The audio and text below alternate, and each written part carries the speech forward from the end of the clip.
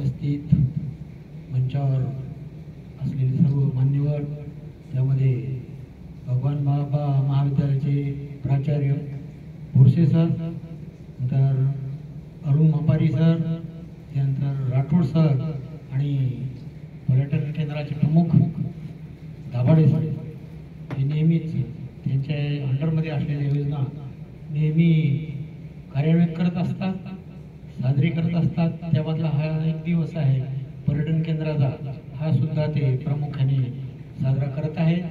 परंतु आपल्याला एवढंच खेदाने बाब म्हणावं लागेल, साजरा करत असताना आपल्याला जे प्रेक्षक पाहिजे ते आपल्याला मिळू शकले नाही, कारण आता पावसाचे दिवस वगैरे आहेत. त्याच्यामुळं अशा अडचणी येत असतात. कोणत्याही चांगल्या कामासाठी नेहमी अडचणी येत असतात. असो, समोर बसलेले सगळं प्रेक्षक या सर्वांना सप्रेम नमस्कार. आज आहे जागतिक पर्यटन दिन.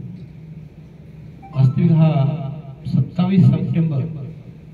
आता आपण म्हणाल की 27 सप्टेंबरच का, असं दुसऱ्या तारखा का नाही?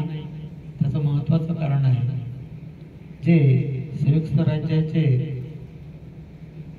जागतिक पर्यटन व्यापार केंद्र जे आहे, त्यांनी असं ठरवलं होतं की 1970 सालामध्ये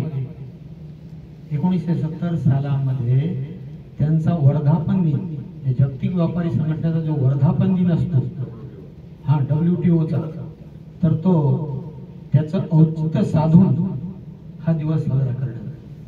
म्हणून 27 सप्टेंबर 1979ला या संघटनेनं ठरवलेलं की आपण हा दिन साजरा करायचा आहे. त्यानंतर 1980 पासून मात्र हा दिन साजरा करण्यात येतो आहे. महत्वाचे म्हणजे पर्यटनाला फार महत्व आहे. आपल्याला प्रत्येकाला वाटते, आनंद वाटतो की बाहेर देशामध्ये बाहेर कुठेतरी फिरायला जावं. आयुष्यात एक महत्वाचा भाग आहे की फिरायला जाणे. फिरण्याला भरपूर आपल्याला आनंद मिळत असतो. अनेक बाबतीत आपल्याला माहीत मिळत असतं.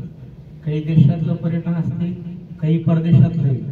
आम्ही बरेच ठिकाणी परदेशातही जाऊन आलो. त्यामुळे त्याच्यातून अनेक सांस्कृतिक, भौगोलिक अशा अनेक बाबी आपल्याला माहिती होत असतात. म्हणून या पर्यटनाला फार महत्त्व येते. नुसता आनंदच नाही, आनंद तर मिळतोच, नुसता आनंदच नाही तर त्याच्यामधून आर्थिक मिळकती सुद्धा आपल्या स्थानिक लोकांना मिळत असतात. आपण सध्या पाहत आहोत, आपलं हे लोणार पर्यटन केंद्र म्हणून जाहीर झालेलं आहे. हे पर्यटन केंद्रच आहे. आता आपण पाहतो तलावाच्या काठामध्ये बरेचसे लोक आपला व्यापार वगैरे अनेक दुकानं वगैरे थाटलेले आहेत. त्यामुळे आपल्याला स्थानिक लोकांना आर्थिक लाभही सुद्धा मिळत असतो. तसेच आपण बाहेर देशामध्ये गेलेल्या तिथली सांस्कृतिक, भौगोलिक माहिती मिळतेच, पण तिथली सांस्कृतिक बाबतीत जर बोलायचं असेल तर तिथले रहन सहन वगैरे बाबतीत आपल्याला नवीन नवीन माहिती आपल्याला मिळत असते.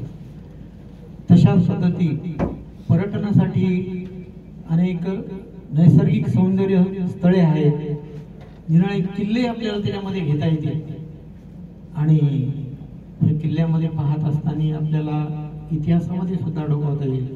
आता असं बरंच काही सांगता येईल, पण आपल्याला तेवढा वेळही नाही आणि ऐकण्यात आपणच आपले आहोत.